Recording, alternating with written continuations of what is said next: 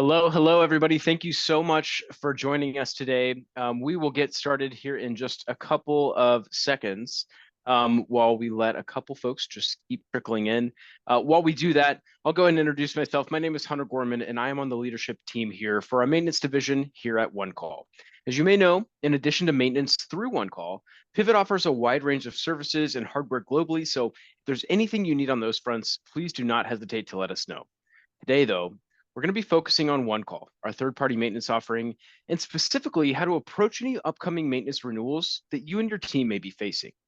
Our main goal here at OneCall is to simplify IT maintenance in as many ways as possible while saving you money wherever we can. And like I mentioned earlier, this is especially true when strategizing before a maintenance renewal. Now, I totally understand when I say strategizing for a maintenance renewal, if you might hear that as creating more work for myself. And I totally get that. It might definitely be easier to just renew what you've had in place with the OEMs. And I don't think anyone would blame you for doing so. But what we're helping folks do around the globe is to stop, look critically at their IT estate, and really pinpoint areas where they're overspending with the OEMs and they don't need to be. Of course, on the other side of that coin, savings abound and service levels actually increase when shifting to some of that spend to a hybrid maintenance provider like Pivot. Like I said today, our goal is to walk you through how to do this for yourself, uncover that waste in your OpEx spend, specifically when it comes to renewal dollars. If you've used third-party maintenance to save on OpEx in the past, we're really glad you're here, and we're confident you'll walk away with some more information that may help you save even more OpEx dollars. And conversely, if some of what we talk about today seems totally new to you, feel no shame. I hear we're making drinks, so we'll have a good time and we'll keep this as painless as possible. And speaking of, if you haven't already, go ahead and open up those kits we sent you and get yourself prepped for making some old fashions. If your kit isn't right in front of you, don't sweat it. We're recording the webinar, so you can always go back and see step by step how to make these drinks from our expert mixologist. And speaking of our expert mixologist, looks like Joe and Aaron. I would like to introduce them to you. Aaron, I'll start with you. She's got 2 decades of experience in this space. She's out on the front lines each and every day, helping her enterprise clients reduce spend and uncover that OpEx waste literally every day. And Joe is one of the founders here at Pivot and my counterpart, co-leading our maintenance offering with me. We could not have asked for a more experienced panel to walk through this with. So without further ado, Joe and Aaron, welcome. Great. Thanks for Thank you, having Hunter. us. I love it. Absolutely. Thank you both again for being here. Let's go ahead and get this thing kicked off. I'm actually going to turn it over to you guys.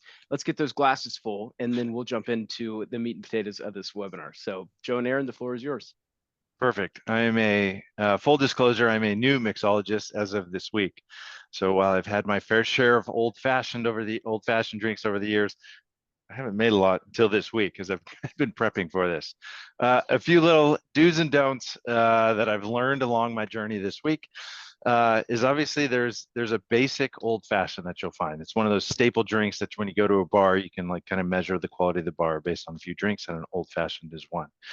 There's a lot of creativity you can throw at these things. We've got your basic kit that hopefully everyone received today. And if for some reason you didn't get a kit or you want one, Hunter will probably have contact information to get it sent off to you. That's a great job, a great kit they sent out.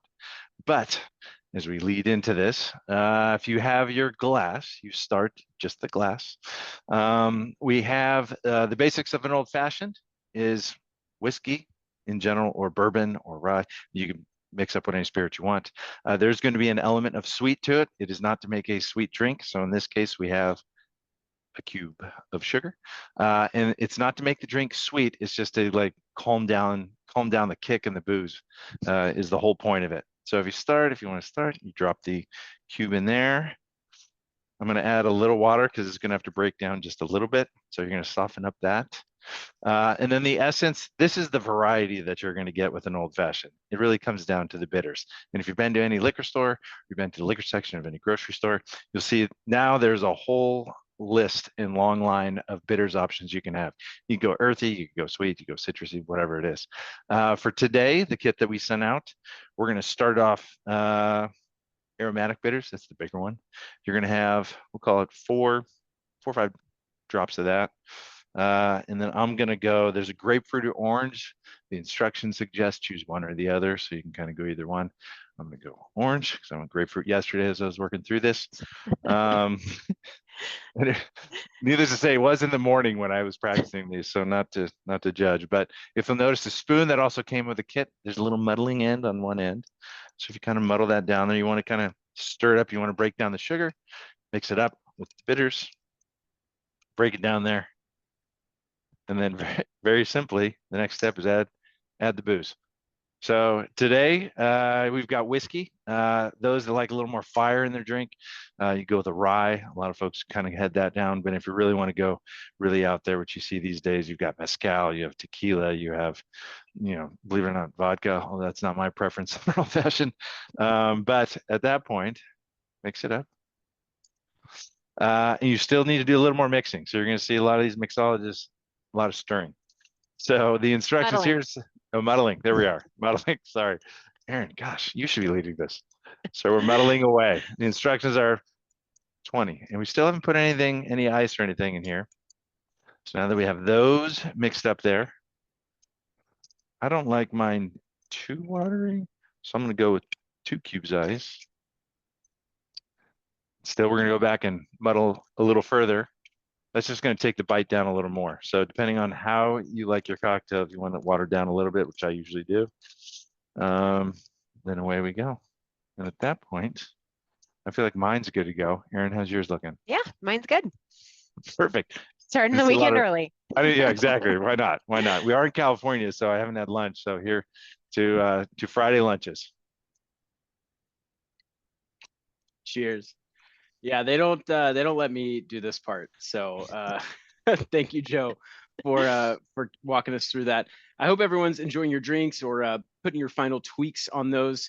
I think we'll go ahead and get into the meat of today's chat. And I, in order to do so, it's important to set a little foundation. So if you're like most, it's highly likely you're already using a hybrid maintenance strategy with your IT maintenance, whether you recognize it as that or not. Now, all I mean by that is that more than likely, when you're buying new hardware from your VAR, you're choosing to buy some sort of support from the OEM at that time of purchase. Now, there's also a very real chance that you've got a large part of your estate which you can't buy maintenance from the OEM on, given the age of the equipment, and you're likely supporting that through a third party, such as OneCall. Now, this is not a new idea at all. And I'm not actually trying to sell you on this idea today. What I do want to suggest is that you work with a VAR and a third-party maintainer that work well together. We've seen this really pay dividends for our customers. And Aaron, I think it would be great if you want to just kind of set the stage and add some color there. I think that'd be really useful. Yeah, you bet. So here at Pivot, we've taken a much different stance than other TPM providers and really making an effort to streamline your maintenance renewals. A lot of this came from actually end user directed requests that we work directly with their OEM VAR and coming together, sitting down at the table, creating a roadmap and a strategy and a plan together.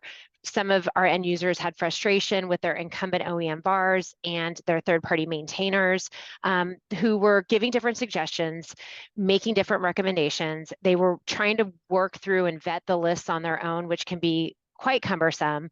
So really what we aim to do is sit down with your OEM VAR and come together, figure out what the best strategy is, figure out those rollover dates, work with your OEM provider on highlighting those milestone dates, whether it's end of life, end of software maintenance, whatever it might be that is going to be that tipping point for you to push equipment off and support it through us.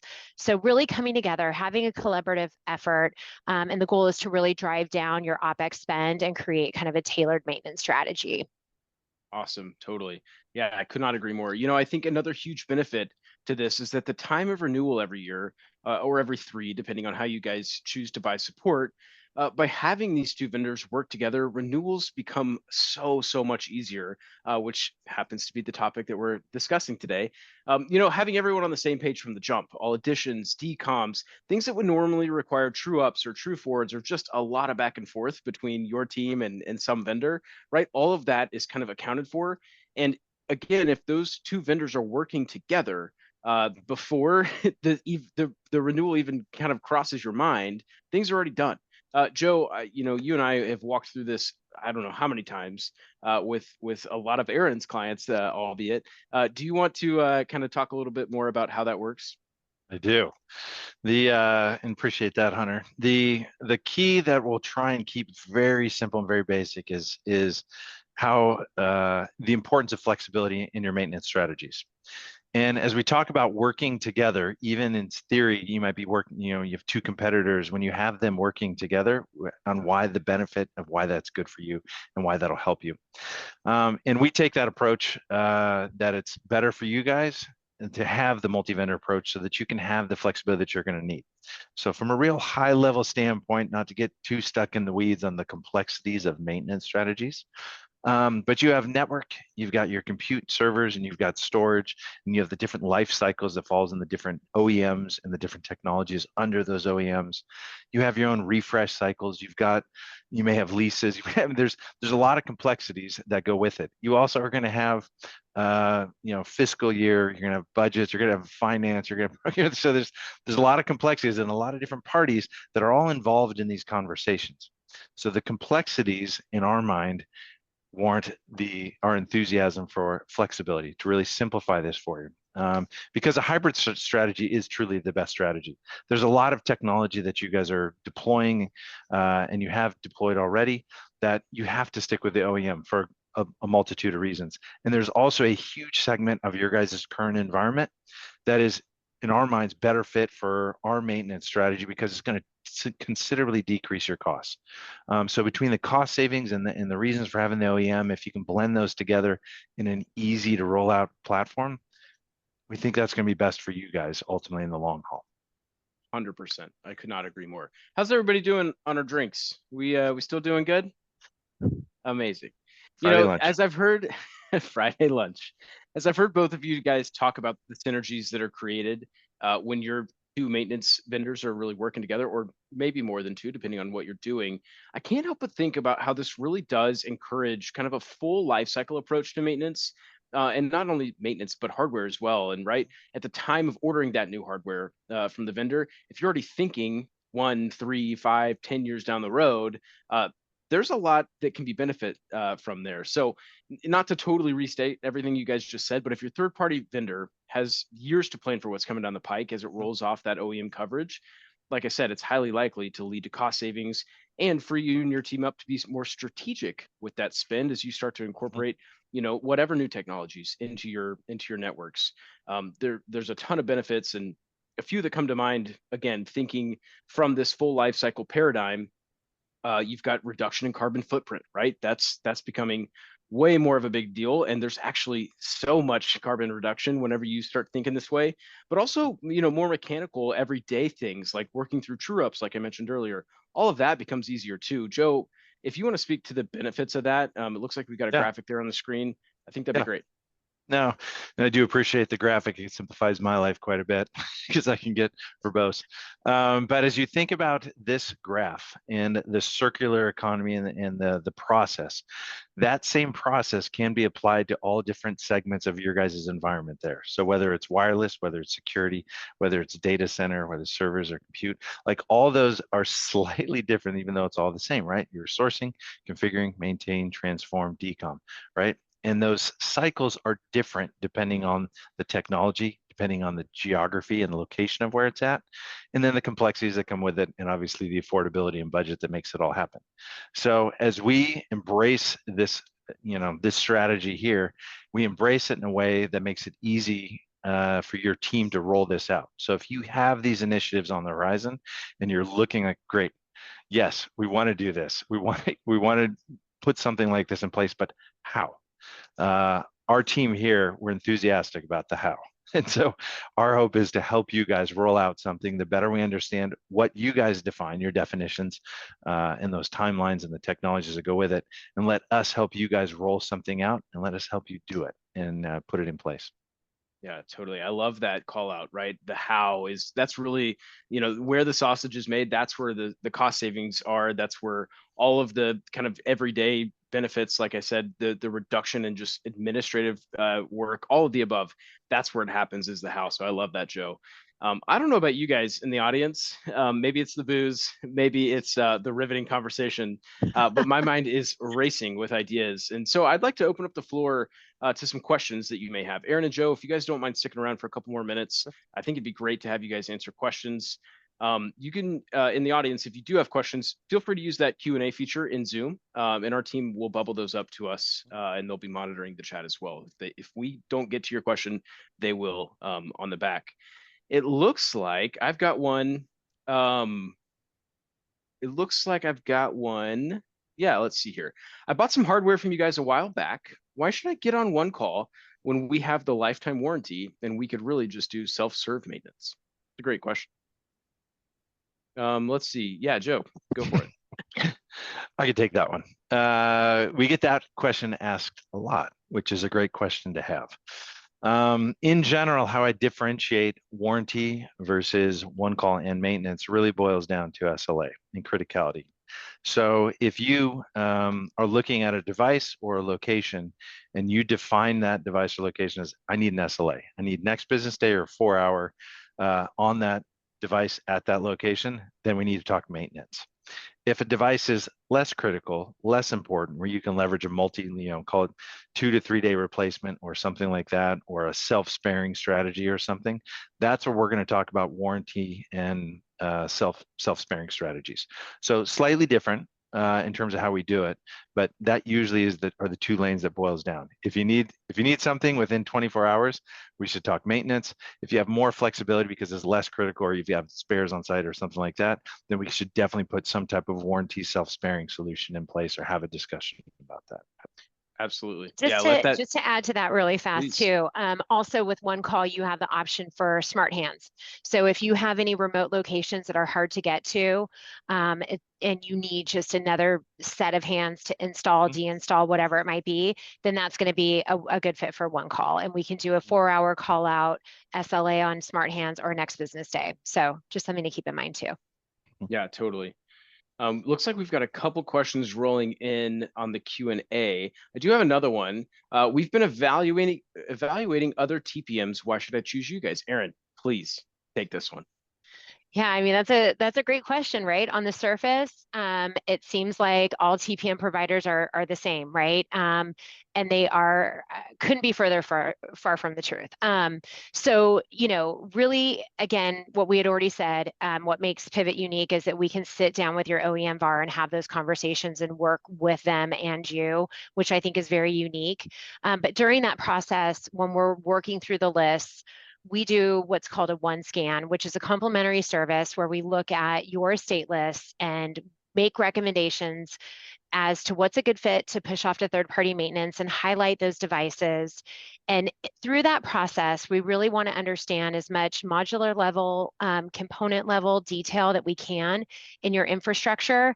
And we're never going to lead you down a path where we say we can cover something and have it not be the case.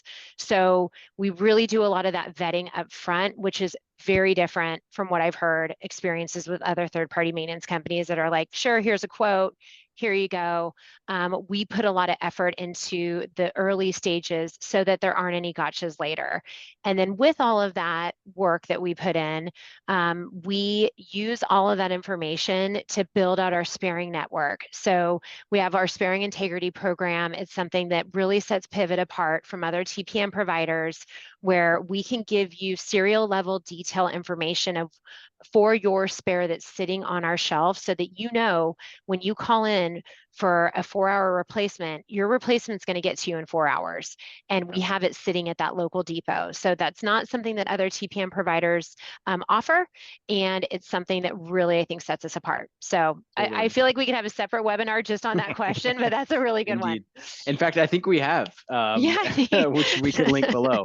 Yeah. Aaron, the kind of first part of your answer ties really nicely in with the question we've got here in the Q&A. It says, I don't currently have purview into renewals, but can you give me an example of what happens at competing companies during renewals?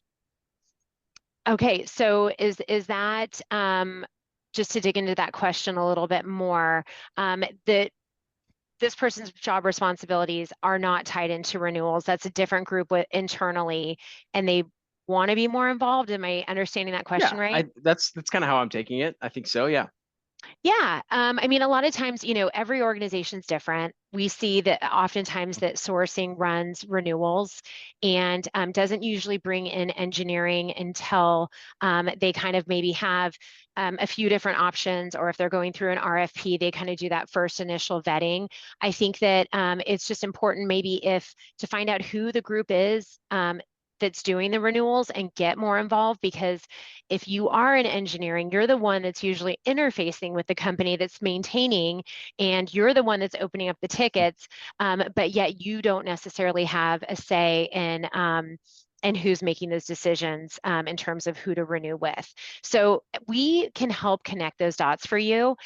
Reach out to us. We oftentimes have a lot of visibility into the different pockets within your organization and have a relationship with sourcing, have a relationship with, operations, compute, whatever it might be. So lean on us to help with that effort.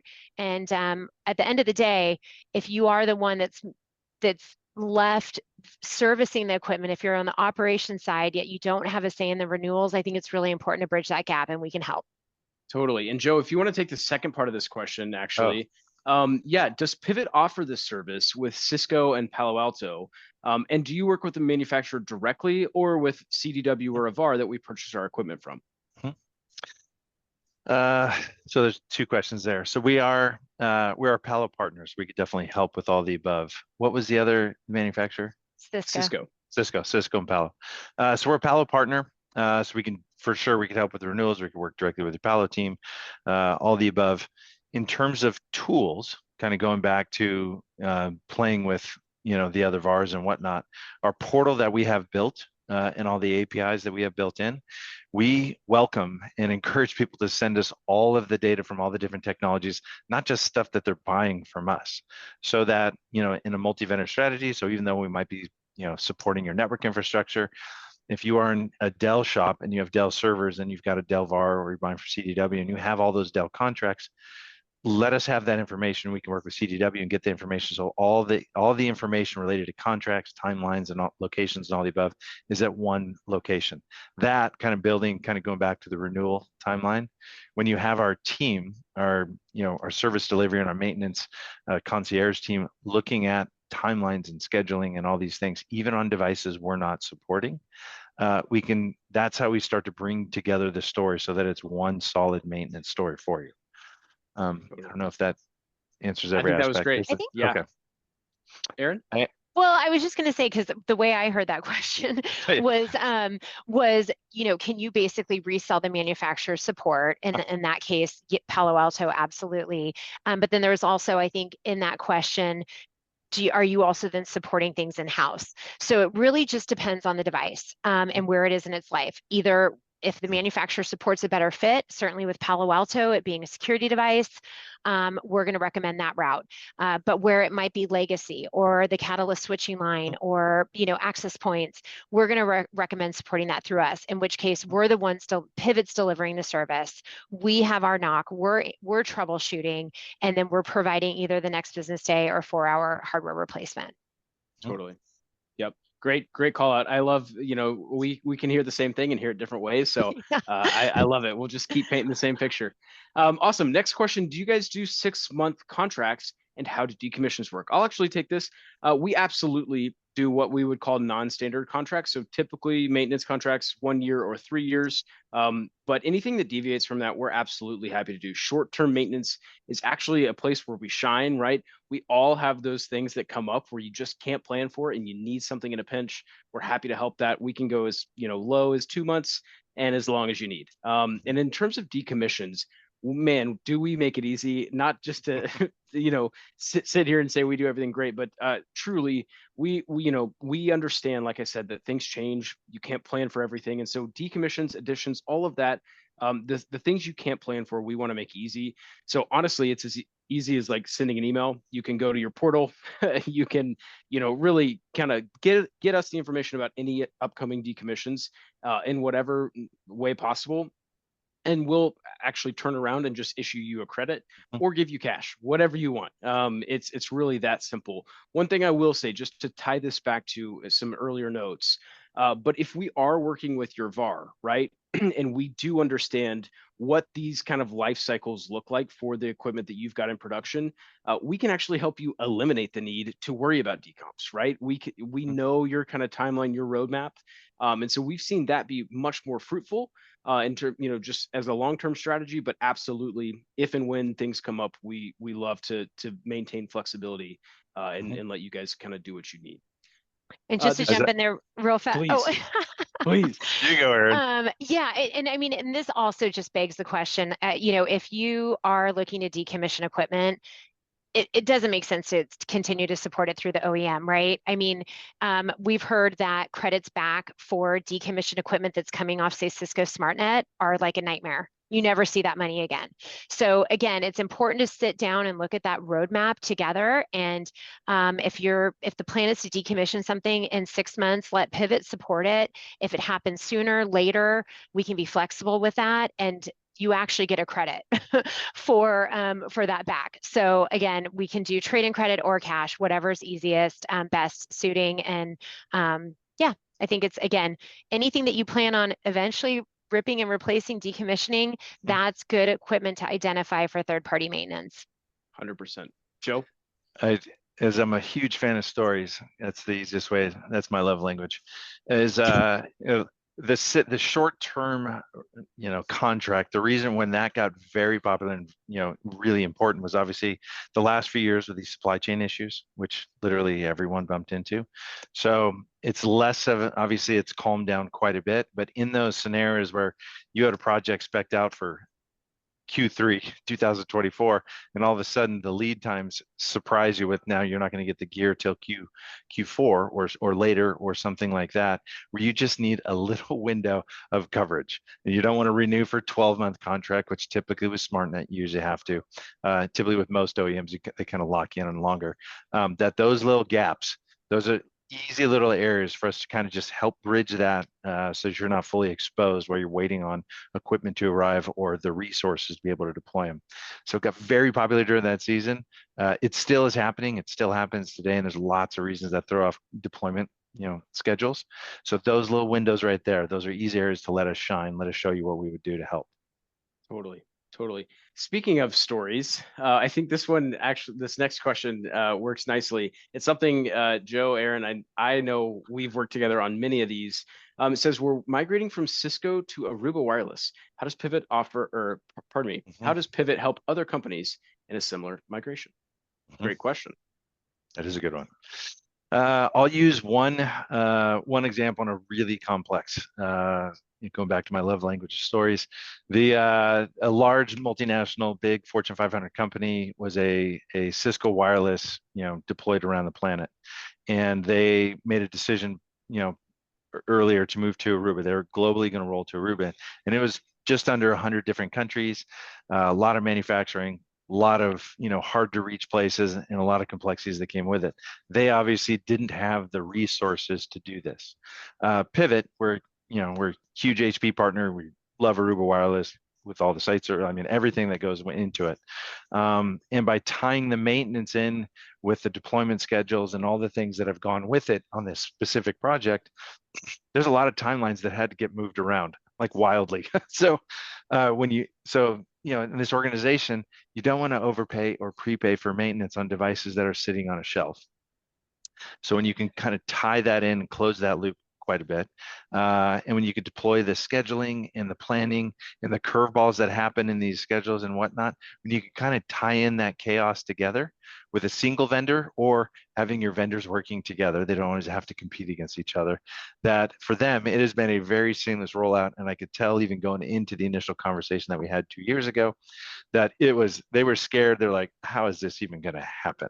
So as we're now halfway through that project on this migration, as they're going to Aruba, they love it. They've been able to kind of step back and kind of watch it happen, where they're and we've got VARs in every continent for this country that we're working alongside, and really keeping it as seamless as possible and proactive and strategic to align with whatever initiatives they've got and they're building out and changing. So. Love it. Thanks for sharing. Really quick, we've got a couple more questions, but how are we doing on our drinks, everybody? Had quite lunch? The information overload. I mean lunch. Yeah. Amazing. This next one, Aaron, I'm probably going to throw to you. We're looking for ways to deepen synergies between our third-party maintenance provider. How should we do that? I will just personally say, I think quarterly business reviews, monthly service reviews are a great way to do that. But Aaron, if you want to talk a little more about that, I think that'd be great. Yeah, no, that's a really good question, a great point. I think, as you mentioned, quarterly service reviews, monthly service reviews, whatever it might be that works best for the end user. I am shocked at how many other TPM providers don't do that. And really, it's an opportunity for, for all of us to get together on the same page, review ticket data from the previous period, whether it was a month or quarter, look at the criticality of the tickets, look at where they're sitting, see if there's any trends where we might want to get in front of and be proactive. If like we're starting to see a lot more failures with the legacy 3750s and Catalyst 6500s finally, which is it's taken a while because those things are workhorses. But we can kind of create a proactive replacement schedule based on previous periods ticket data. It also gives us an opportunity to kind of internally for you, again, as we talk about those different business segments, get all of the stakeholders together for your organization in one room, where there might be things that while something in another group didn't seem to impact you, it did. And to have kind of those discussions together, we always like to try and do them on site. So I think, there's always a little bit of, a social engagement as well. Go grab lunch, have dinner, whatever it might be.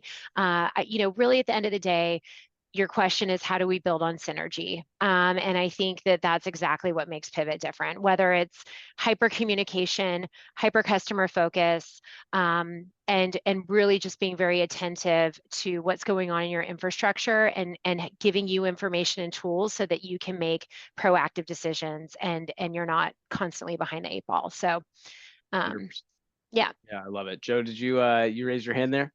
You saw that. You saw I that. did. Yes. I Cut did. me off. I didn't want to cut you off. That's why I raised my hand. Yes, in the synergy goes back to there's a question earlier about renewals, which I think this kind of ties in. Those two questions are tied in together.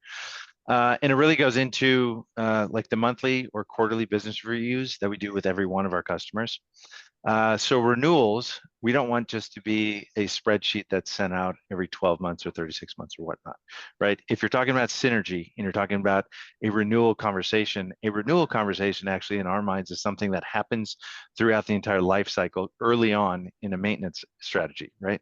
So that by the time the renewal comes over, there's been 10 other conversations, or if we do monthly, 12 conversations of going through ticket data, devices, locations. Have there been any hiccups with communication, or is there another party that we have to link in? Is there APIs or these other things? So that when the renewal comes around, and yes, it ultimately probably will be a spreadsheet, that it's not just a spreadsheet that was sent 12 months earlier, that it's like there's so much background that went into the renewal, so that procurement, engineering, TAC, like everyone has been involved at this point. We're like, oh yeah, no, that is the correct list. This is the correct SLA, and this is the right VAR and vendor that we want to go with on maintenance, that it's not just a spreadsheet, that there's a lot more that goes into it.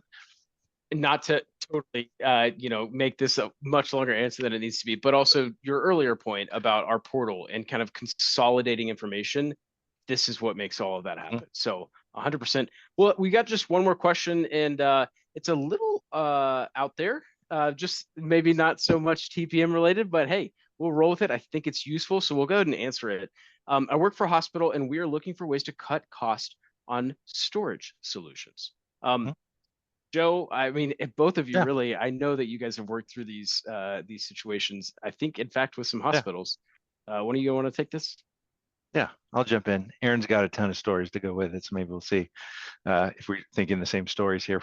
Yeah, in general, healthcare, in general, and think of these health systems and whatnot, there is a large level of restrictions in terms of they are required to hold data for a long period of time. So when you think of just that real high level, they have to maintain and hold on to this data. And the easiest way to do it is, as it's sitting on these storage arrays, if it's there and it's working and everything is fine, leave it there as long as possible.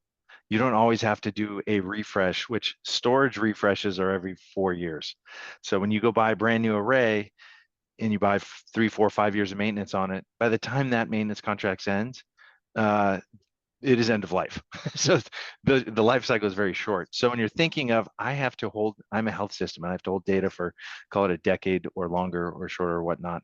The longer I can keep that data on that system with maintenance on it and whatnot, so that it is protected, it is covered, the better. And when you are talking, doesn't matter the OEM, so it could be Pure, it could be HP, Dell, anything at this point, that same life cycle happens. So what you see on the sales life cycle, let's say you go buy a brand new array, it's roughly $1 million.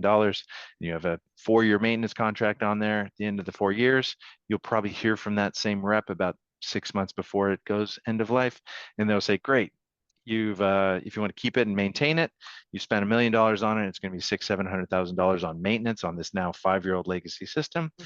Or you can get a brand new next generation system, and it's another $1 million, and then we'll get rid of that one, put you on the new one, move all the data over, and there's $1 million. Or the third option, which is what they don't tell you, which we could help you with, again, because we have OEM relationships, and we also can work with your OEM team. Just say, great, well, maybe we don't have to spec out this next system.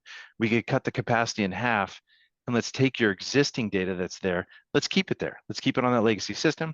It's not going to be $500,000. It's going to be $75,000 a year. So let's cut the cost on that. Let's leave it in production as long as you deem it valuable and how long you have to keep it. And then all your current and new needs, let's put on this new next generation system. Whether you buy it from them, you buy it from us, whoever you're going to buy from. Again, we'll play nicely with just about anyone. So all of a sudden you can see the cost, the CapEx as well as the OpEx both drop dramatically on that same initiative. So it's really that third option, which is the differentiator, which is what you're not going to see from just a pure play TPM provider or just a new VAR, or and navigate all those details. So that is a common story and conversation that we have, especially in the healthcare systems. Yeah, Erin, anything you wanted to add there? Well, I would just say with storage in general, is it like the storage manufacturers just make renewing maintenance punishing, because they really want to force your hand in upgrading to a new system. But you might have other initiatives, and not necessarily in healthcare, but depending on what vertical you're in, you might be moving to the cloud. So it's really just threading the needle through another year or 2 years. And you want to have a break fix, warranty on that, on the hardware. It's generally stable state with storage. And so, that's where we can come in, support at a fraction of the cost. And then when it is time to decom it, and then this goes kind of back to the healthcare vertical, if there is sensitive data, we can also handle the removal, give asset recovery dollars, but also do things like certificates of data destruction and sanitization. And we can do that on site to HIPAA compliance. So there's a lot of ways that we can help get you through whatever hurdles, whatever you need to get through when it comes to legacy storage arrays. Yeah, amazing. Great call out there, Erin. That's the end of our questions. Erin and Joe, again, just wanted to thank both of you for your time today. Thanks for teaching us how to make an old-fashioned, a boozy old-fashioned in Joe's case. And yeah, again, cannot thank you guys more for your insights today. So cheers to y'all. And with that, I would like to thank everyone else for joining us today for a drink and this discussion about IT maintenance as you start to look towards your renewals this year. Our team would love to help you and yours as you start to think about these renewals, and our contact information looks like it's there up on the screen for you now. So if there is anything we can help, walk through with you, please don't hesitate to reach out. We couldn't be more grateful for your time and attention this afternoon. And on behalf of the entire team here at Pivot, I'd like to thank you again for your time. We hope to earn your business, and we wish you a great weekend ahead. Have a good one, everybody. Thanks, everyone.